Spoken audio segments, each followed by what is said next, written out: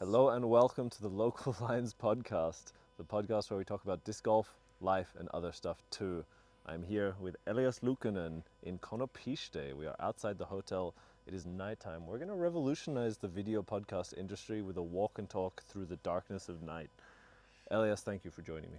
Thank you, and this is very unique. I don't think I've been a part of such great production before.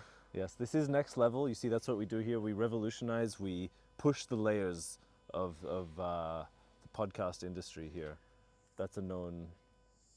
I feel like it's the same as in fashion, you know, the old stuff comes back to fashion. This is the way back when they didn't have lights, when they didn't have studios. Yeah, that's it. We're living, we're out here.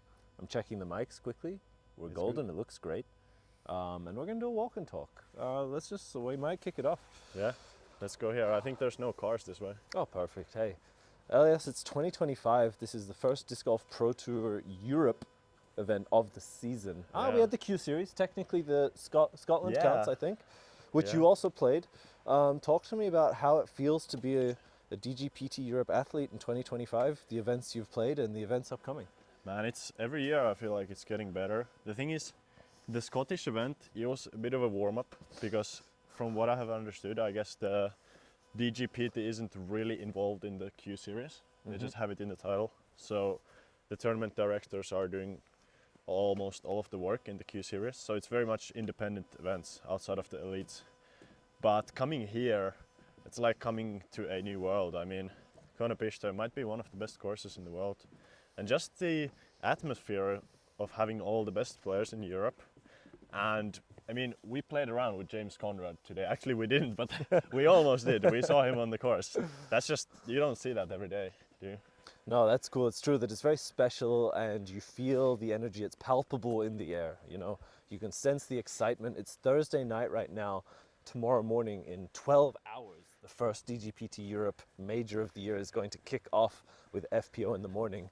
Yeah. And you're right, it's just exciting. And I think there couldn't really be a better venue in terms of the course, the infrastructure around here. Obviously, we're close to Prague in terms of travel internationally. Yeah. It enables a lot of people to come and join.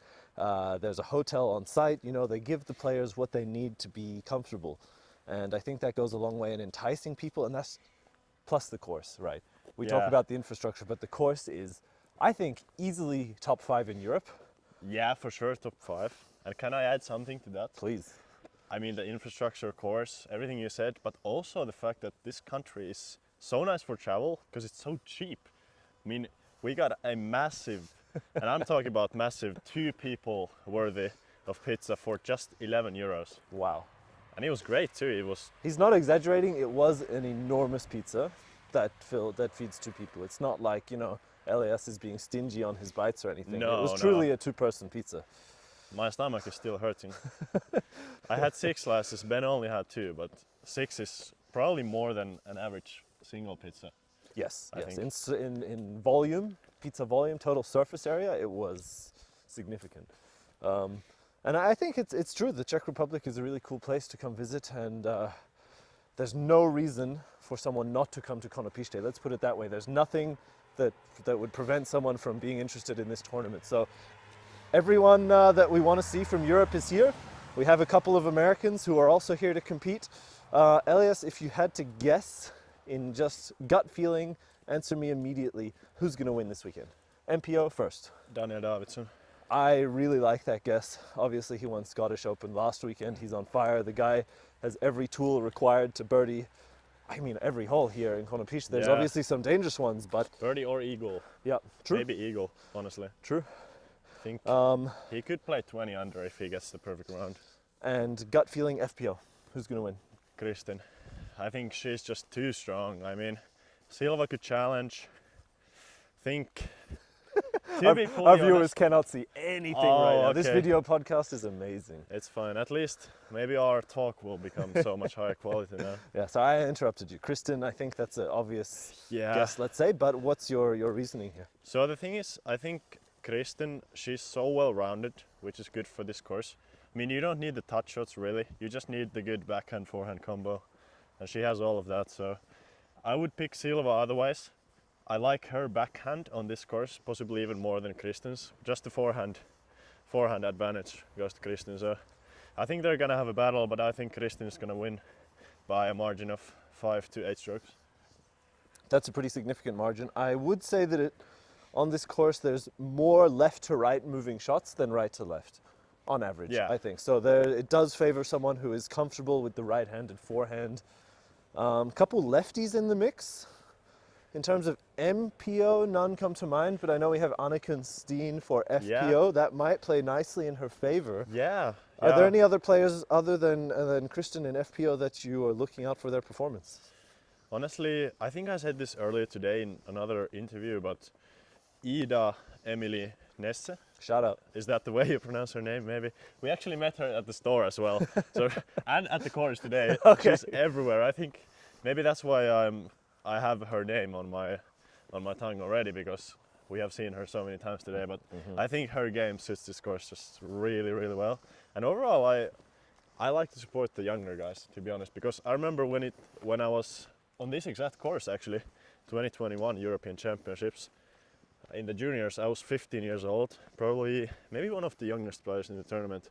And just the support that I got back then from my local club, and honestly even the great players of Finland back then, I feel like everybody was being so supportive. So I tried to give some of that back, hopefully.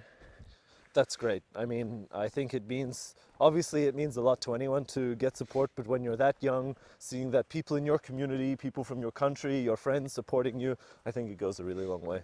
Yeah, for sure. And the thing is, in disc golf, I feel like we have an exceptional amount of these young players compared to another sports. I mean, I've been following football a bit. Have you been following football lately? Nope. No. Football is not one I'm tapped into. Yeah. You still probably have heard the name of Lamine Yamal, right? In passing, I wouldn't be able to pick him out of a lineup, Oh, okay. let's say. Yeah, I mean, basically, he's the guy that people are talking about. He's becoming the GOAT, the next Messi or whatever, and he's just 17 right now. And he's already up in the debate for a Ballon d'Or this year, so it's gonna be pretty cool. But I feel like in disc golf we have way more of those sort of players compared to another sport.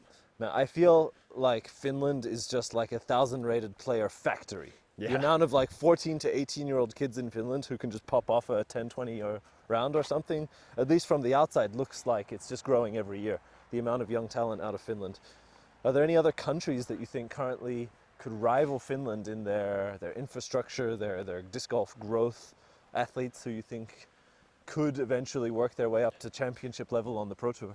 Absolutely, and that would be Estonia. Because I think Estonia, even though they have a smaller population, probably slightly less courses, I think in about 10 to 15 years, I think Finland and Estonia might be pretty much tied for who has the best players in the world, besides America, of course, because America is not going to lose their position as the dominant force.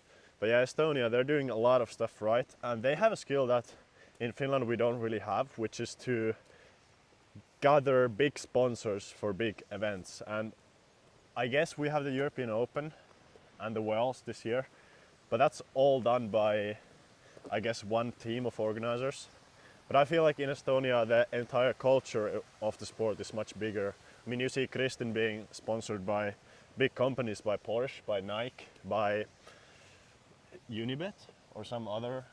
Could be, yeah. betting I think it's not Unibet, but a similar competitor. Yeah, Puff, maybe Puff. So it's pretty cool. I think they just have the culture to treat disc golf even more professionally than we do. Yeah. I would agree. I mean, Estonia, and I think that's important because it sets a precedent for the sport of disc golf to prove that there are not only people and athletes, but countries out there who recognize the value of the sport and of their disc golf athletes. Now that that has been done by Kristin and by some others, it's like I said, it sets a precedent for other countries to follow suit. And it's pretty amazing. I think the most amazing single moment was probably in the 2023 European Championships, when you had the president of Estonia literally just coming to Kristin and handing the complimenting trophy, her. or? Yeah. Did he? I think the president of Estonia handed Kristin the trophy at the European Championships. That's insane. Which, what a full circle moment for Kristin. Yeah, for sure. Just saw there's a lake here. Did you know that? We just arrived at a lake, and I did not know this lake was here. It's pretty big. Yeah, I think me and Ben were driving to the store the other day, and we took one wrong turn, so we had to go all the way on the wrong side of this lake. So we did about 5 kilometers of extra driving, but it's Nice. actually very beautiful. It looks like a nice walk. Which way around the lake do you want to go? Right or left? I think let's go clockwise. Let's go. Yeah. Let's go, absolutely. Let's see if we have the legs to go all the way around. Absolutely. Looks pretty big, actually. It's a big lake, I think. Let's see how far we get. Speaking of Finland as a disc golf country, can you talk to us a little bit about your off season? It was not as disc golf oriented as maybe some of your other No, off no. seasons. Could you talk about that experience and what you did? Yes, so in Finland we have this thing called being neighbor countries with Russia, and that comes with little responsibilities, and my responsibility as a young Finnish man was to go in the military. So I did. That's what you do, and the thing is I got off, or I got away with it a little easier than some people because I got into the sports military. So basically in Finland, if you're good at your sport, you can apply for the sports military, where it's quite similar to the normal one, but in the very beginning you have more intense training. So you're getting trained for the same stuff in just a shorter period of time. And then later on in your service, you can have some, maybe a week or 2 weeks, or maybe in total you're gonna have a few weeks off from the military training to do your sport. So it's really beneficial. And I mean, I didn't have great practice there because you're mostly doing the military stuff, but I had a couple of full weeks of practice in the middle of winter, which is pretty amazing. That's pretty cool. What sort of skills and conditioning do they put on you in the Finnish military, at least for what your branch of sports military? What was the level of soldier they wanted to build you up to? I think it's really less about conditioning or physical condition, because they expect all of the sports people to be in okay condition at least. But it's more about building the skills, because I mean, we are becoming the scouts. So if the war comes, we're gonna be scouts, so we're trying to find the enemy forces and give some information on that. So it's a lot about using the radio and hiding and making a good base to hopefully see the enemy from. And not that much about shooting or doing the dirty stuff in war, but hopefully just telling our guys where is the enemy, and then they maybe blow them up or something. You need to be mobile, you need to be quick, you need to be smart. Yeah. Yeah. The funny thing though is, even though they think that all of the sports people are gonna be in pretty good shape, it's because you have all different sports there, and not everybody needs really any endurance in their sport. I mean, we had a couple of American football players who weighed about 150, 160 kilos, and Big fellas. yeah, it's not like if we lose them in battle, I mean, not me or anybody is not going to be able to carry their bodies around. So yeah, it's going to be rough out there. Should we do a little loopy? Loopity doopity? Yeah. I guess so. Yeah. You guys don't do military in Switzerland, do you? No, I didn't have to do it because I was not born in Switzerland, but they do have mandatory military service. There are options to go around it potentially if you don't fit their criteria, or if you don't want to for some reason. I believe they can garner your wages for a certain percent over years. But the majority of young men go for their mandatory military service. All right. I think in Europe it's fairly common practice. Yeah, I guess so. Let's bring it back to disc golf a little bit. go. 2025 season. Which tournament are you most excited for this year, other than Konopiste, which you're about to play tomorrow? I'm going to yeah. exclude that answer. That's a good call, because I might have said Konopiste. I think you would have. So Yeah. other than Konopiste, It's if we look potential. forwards in the year, what jumps out at you as an exciting opportunity to compete on the Disc Golf Pro Tour? I mean, the easy answer would be Worlds, because we have Worlds in Finland, 5 rounds on 2 of the best courses. But I would say I'm potentially even more excited for Krokholm, Yeah. because the course is so amazing, and I still have great memories from 2 years back when I got into lead card in Krokholm, and that might be one of my top disc golf memories, honestly. Just playing with the legends of the game. I mean, Paul was there, Paul Macbeth, Bradley Williams, Øyvind was there. I think Krokholm Open is the most special event, and if you had to pick one event besides the Worlds where you come to watch, or I mean, I don't know how many of our listeners have the rating to be able to register for an Elite Series tournament. Let's but assume 95%. let's see. Okay, Yeah. 95%. I That's think a good rate. I think my audience is actually really, really, really good at disc golf. Wow. Yeah. Then it's also very small because there are maybe Because they're all 500 registering for players Pro like Call, that, there won't yeah. be any space anymore. That's true. Yeah, but the thing is, as a player, that is the top event that I have played probably. Last year, after the final hold, you literally had tables full of food, snacks to eat, and they were not just some cheap protein bars from the store, but they had literally put some fresh salmon, some fresh Oh. mayo on some dry bread. Some serious stuff. Yeah, it's amazing, and No, there no was bullshit plenty of them. processed Oh no, stuff. no. Straight from the source, Yeah, the just fjords. raw fresh fish, Yeah, some tartar, and it's amazing. it's a good move. Okay, we're finding the route. We're looping, I'll say that much. We're Yeah. on our way somewhere. This probably should have just been an audio podcast, but no shot, not today. We are exceeding expectations by being completely in the dark. Yeah, but Um, I actually think it might be better to do it like this because apparently if you do exercise, you get some really nice endorphins in your body. so we're makes you just feel popping good. off in our brain chemistry right now. Yeah, we're probably seeming super happy right now. I like that. I think that's probably true. I'm having a good time. You have a new sponsor this year, Elias, maybe even more than one. But let's talk your discs first.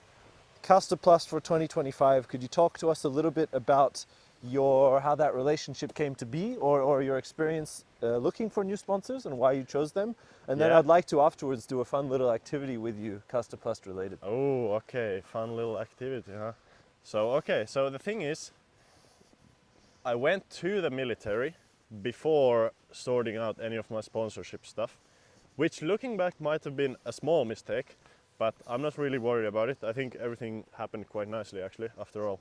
But the thing is, I was with Discraft last year, and I was fully thinking that we're gonna continue into next year, which after all was not the case. Discraft pulled out from Europe. I believe they're not really sponsoring anybody in Europe anymore. No They- KJ? I guess KJ is See, buying he's stuff from he's them. legacied in, right? He's grandfathered in, as they say. Yeah, but also Yeah. he's ordering baskets and building courses for them. Cool. So I guess his business partner. He's the Europe ambassador. Yeah, he's Yeah. business partner this year. But the thing is, so since I heard about this very late in the year, I didn't have a lot of stuff planned up, so I hadn't contacted any other sponsors. And I honestly thought that I might be going mixed bag for this year because I didn't have anything lined up. And I mean, I hadn't really even contacted any company. And because usually if you try to get sponsored by disc manufacturer, you would like to message them in the autumn. So before, or at least at the same time as they make their budget for next year and they build a team in the autumn, and at least before the start of a new year. But I was very late, so I thought, okay, maybe I just got mixed bag for this year. But then I got a message, I believe on Instagram Heyo. or Messenger from Anders Svärd, who is the Kastaplast guy. He's the OG, He's at the least man. one of the OGs. Yeah. And so he was saying, hey Elias, have you thought about messaging Kastaplast or being sponsored by them? And then I said, actually I haven't thought about it, but it could be an okay idea. And then we talked a little more, had a little call, and he was explaining the discs to me, because I had only tried maybe 5 of the Kastaplast discs. And then after that I was pretty convinced actually. And then when I got my first discs to try from Kastaplast, then I made the decision, especially since you can have a bit of a mixed bag with Kastaplast, I decided that it's definitely good enough to play with a full bag of Kastaplast or with a couple of mixed bag discs. And yeah, For those of you who don't know, Kastaplast team members are allowed to have 3 molds from other manufacturers, while Kastaplast continues to complete their lineup in stabilities and speeds. So let's quickly say, which 3 discs do you take over, let's say, from previous seasons or that you've sought out, and then we'll get to the Kastaplast discs. yeah, so right now I only have 1 disc in my bag, or 1 mold in my bag, which is not from Kastaplast, and that is the Halo Destroyer. It's just an overstable distance driver. There are some new ones from Kastaplast that I guess haven't came out yet. But K1 Hard Gold? yeah, K1 Hard Gold is pretty nice. But right now I still prefer the Destroyer just because I have many of them. And also because I guess the new discs are a little bit hard to trust for me if they aren't in production, because if I just randomly lose my 2 discs that are good, then it's not going to be very good for the rest of the season. So yeah, while I still have the option to have a mixed bag, I'm sticking with a Destroyer. But everything else is actually Kastaplast. That's cool. I think that's a common slot for people, or a disc that the Kastaplast players choose to throw as well, additionally. A little activity now. I'm going to read out Kastaplast molds, and I want you to rank them A, B, C, D, or F. Classic Ooh, okay. school grades. Just a tier list. And I don't want you to think too much. Exactly. We are doing a Kastaplast tier list. So F is the worst and A is the best. Yes, exactly. Okay. We could even consider S tier, but I think A is enough for this circumstance. There are a couple of molds that are S tier, but We'll go by A tier for the moment. A is good, yeah. And I'm not going to read them out in any particular order, and I don't want you to think too much. I want you to go gut feeling. What does your heart say about the disc? This is going to be good, but the tricky part that might make me think is not the discs, but the different plastics. No, but just the tiers, because I'm not very familiar with the A to F. What tiers make sense for you? We're going to put it on the screen. We're going to edit this so people can see. What tiers make sense for you? Do you want to do a 1 to 5? 1 to 5 is pretty easy. I know, actually, let's do 1 to 5 because in your most recent video, we're on the road. We're walking at night in dark clothing on the road. Let's just give him a moment. How crazy would it be if I filmed us getting hit by a car live on a podcast? Yeah, imagine that. That would be some next level shit. You think we can cross over? Where do we get some light that's not an active road? Maybe we loop maybe in the parking lot. That way. Let's do 1 to 5 stars. 5 stars being the best, 1 being highly questionable in its quality. But I'm guessing you don't give any 1s. That's my guess. We'll see about that. You ready? Yes. Svea. 3. Rask. 1. Oh, come on! There you go. Come on! That's the one. No, is it because of the double rim? Yes, I can't throw it. It doesn't fit my head. I was thinking about this when you said 1. Yeah, fair enough. I know it's. I actually don't have one at the moment, but I've bagged a Rask for years, and I use it for skip shots and overheads and cool stuff. It's a utility disc. It's not a far flyer, but it's a fun disc, let's say. I would not give it a 1, but I'm glad you're honest with me today. Jotte. 3.5. Yeah, very reasonable. Yeah. Gould. 4. We're getting better. We're getting better. We're trending upwards. Yeah. The Ultra God Kastaplast disc, Berg. 5. Yep. I'm glad that you just went straight in. That would be the S tier disc. Yeah, exactly. That's a 5 out of 5. There is no doubt. Yeah. Reiko X. Ooh. I'd say 4.3. Wow, that's a high number. Yeah. Well, I'm going to add that to the 4 tier visually when I'm adding these on the screen, because people can't see anything. Oh, so yeah, that's true, yeah. They'll see the tier list. Normal Reiko, non-X Reiko. Reiko. Ooh. I mean, I'd say the same, 4. If I keep it even numbers, it's 4. It's not quite 5. You can do decimals if you want, because I'll also then rank them, if possibly, by, I'll put the Reiko 4.3 higher than the 4s. Then it's 4.5. Okay. The normal 4.5. Yeah. Lots. 3.5. Stall. Ooh. That's tricky because stalls vary so much in quality. There's obviously the new flat run, the Fritjof Tour Series that we discussed today. If I find the good ones, then it's 4.5. If I don't find the good ones, then it's probably 3. Because. Oh, okay. We're going to keep looping. We got to pop up on the phone. Let's do a little 180. We'll just keep it trucking. This podcast could end at any moment. This is a limited edition podcast right here. Yeah, we don't know. It's a mystery. We'll see. Let's keep going. Falk. Falk. Ooh, I don't have one. You don't bag one, yeah, I know that. No. I have tried one. I'd say 3.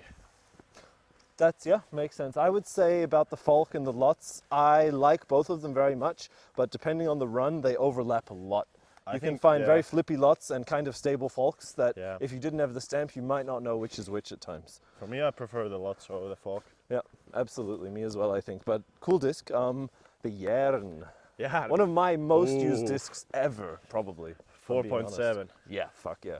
I think I wouldn't mind if you would toss that a 5. Do I think it's as good as the Berg? Probably not. No, not But quite. that's a solid Yeah. disc, man. It's great. And I think it's pretty unique with the speed because it's not quite a mid-range, but it's faster than a zone or a harp. That's true. That's true. Let's go. Did you ever throw an old Kakse before they retooled it? I Do you did. know which Kakse you have? I did throw a Kakse when I was about 12 years old. Okay, what did 12-year-old Elias think of the Kakse? He actually quite liked it, but he Nice. thought it was weird that it was faster than a mid-range but slower than a driver. That's true. It's But then something in between. Then he lost it in Tali Disc Golf Park in Yeah. Helsinki, so Yeah. only about 10 throws with that disc. Let's go Krut. Krut. That's a controversial one. For the yeah. Kastaplasters, that's controversial. The thing is, it's a good disc. I'd give it a 4. No, not quite, because the Gould was 4. 3.8, Okay. because it's kind of like the Gould. I'd say it's as good, but it's just trying to be something, which I'm not sure. Yeah, I would say that's totally my interpretation as well. It's trying to be something, but I'm not sure what. Yeah. I don't think it's a bad disc, but I haven't figured it out yet, to be honest. I don't quite know what to do with the Krut or how it Yeah. fits in my bag. I don't have it in the bag. I might take the really overstable, the K1 Hard in the bag. Yeah. Because you tried it today. It was quite It overstable. was quite overstable, quite nice. Let's go with the Vas. Vas. 3.5. E-Dog. E-Dog. Oh, that's a good one. 4.5. Yeah, so you'd say that's the same tier as the Yarn in Yeah, terms of yeah, for sure. workhorse sort of disc. Yeah. It's just you could only use the Yarn and the E-Dog and a putting putter, and you could play 90% of holes. Most pretty courses nicely. you could get through pretty comfortably, I Yeah, would say for sure. that's true. Even this one that we're playing, I think in Konopiste you could shoot potentially 18 under with those 3. That might be true. It sounds like a ridiculous statement, but the E-Dog is so versatile and actually so glidey and such a nice stability that you can throw it left to right, right to left, straight. You know, you can throw it short, throw it far. I think it's a very versatile driver. Yeah. for sure. And I'm going through my list. I think that, did I miss any molds that are currently released, let's say? Malm. The Malm, the newest one, Oh, of yeah. course. How could I forget? It's The Malm, I saw you throwing it a lot today. How do you yeah, feel about it? It's high up there, 4.6. A little bit better than the iDog because it's faster, it flies further, but it still has the same flight. It's like a fairway driver on steroids, in my Nice. opinion. Nice. Yeah, I used to love the PD, so it's pretty much the same disc, I guess. Yeah. We're close. Let's just keep moving. We'll keep moving as the Yeah. podcast survives. Nord. Oh, Nord. Nord. Yeah. We didn't bring up the Nord. Two of the most recent releases. Yeah, I think it's the best, not best disc, but best mid-range that Kastaplast makes. The thing is, I really like mid-ranges that are slightly overstable, and then you beat them in to become straight. I think that's the most trustworthy mid-range you can have. Just a straight mid-range that used to be overstable. So I think Nord probably 4.2. Yeah. Yeah, it's And really nice. I think that's all their molds. Correct me if I'm wrong. I mean, they don't have that many They molds. don't have that many, and we fired through those pretty quickly. Yeah. I agree with a lot of what you said. The Rask hurts me a little bit, but I know it's a Yeah. controversial disc, let's say. Yeah. But it's a ton of fun. So just for the fun factor of the Rask, have you ever thrown a Rask Z? I haven't, no. Bombers, because it's a 14-speed disc, right? Oh, The okay. normal Rask is so overstable, it doesn't really glide far. It's super short, super shallow, Yeah. not domey at all. But the Z is flippy. Yeah. Brand new. So it's kind of a crazy disc because it's not that glidey, but it's really fast and flips. So it just naturally goes far Yeah. because of the sharpness. But the thing is, I think the normal Rask, I think it's also pretty prone to flipping at high speeds because Yeah. I gave Maxime Tange, I gave him a chance to throw it, and I said, throw it flat as hard as you can. And he burnt it over. No, he threw it flat, but it turned. Yeah, yeah. It actually A lot turned. of Rasks will turn, particularly the glow Rasks are quite flippy actually. Okay, interesting. But of course an overstable mold. Yeah. I appreciate your honesty here on our tier list. We're going to put it up visually for people to Yeah. see. Leave a comment if you think Elias is right or wrong. Let's fuel the flames a little bit. That ask And, is pretty controversial, but I think I'm pretty comfortable with the rest of my answers. The thing is, I feel like with Kastaplast, they have sort of two tiers. They have a lot of discs that are in that 3 to 3.5 range, so all right, but nothing special. And then you have a lot of molds also that are just almost perfect in that 4.2 to 5 range. I would agree overall. I think Kastaplast's strength is making discs that fulfill a specific role really, really well. The Yeah. Stig. Stig. We forgot the Stig. I know you also don't Yeah. bag one of those, right? I don't, but isn't that the old Kaxe? Not Or- quite. It was like the okay. replacement for the Kaxe Z.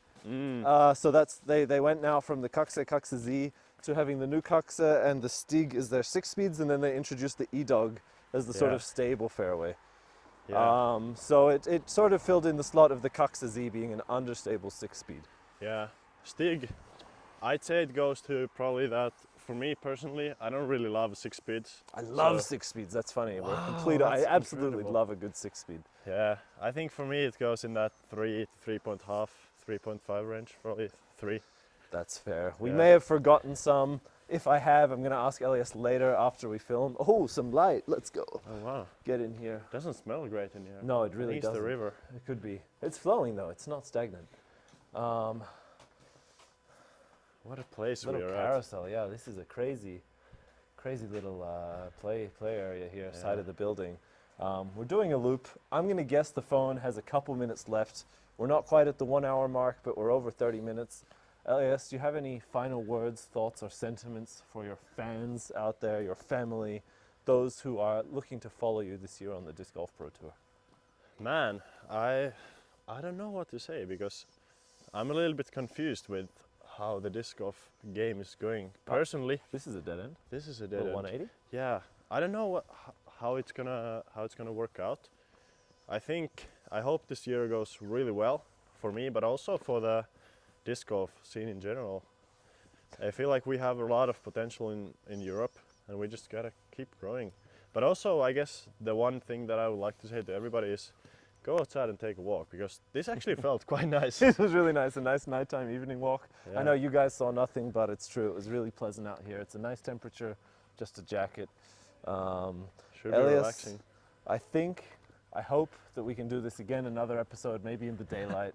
Maybe, yeah. Maybe sitting, maybe walking. Maybe we just do regular walk and talks a little longer next time. Yeah, we But, could do one another week.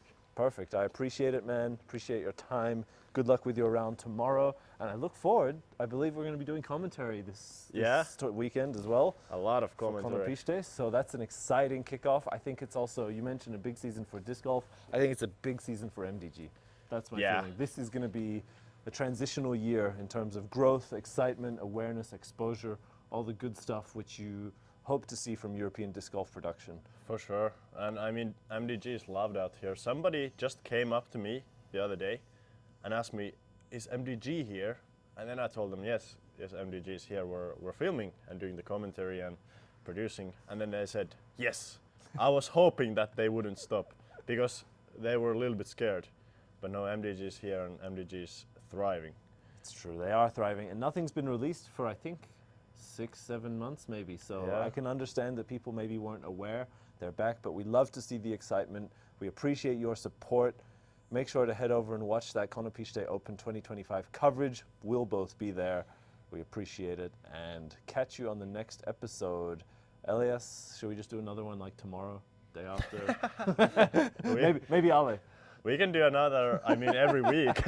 Every week you're here. Just a regular walk and talk. Just a little evening walk, yeah. Thank you for having me. It was an experience for Appreciate sure. it, man. This was something special. You don't need video to have a good podcast, but hopefully you'll have it next time. Have a good day, everyone. And we are out of here. Good night.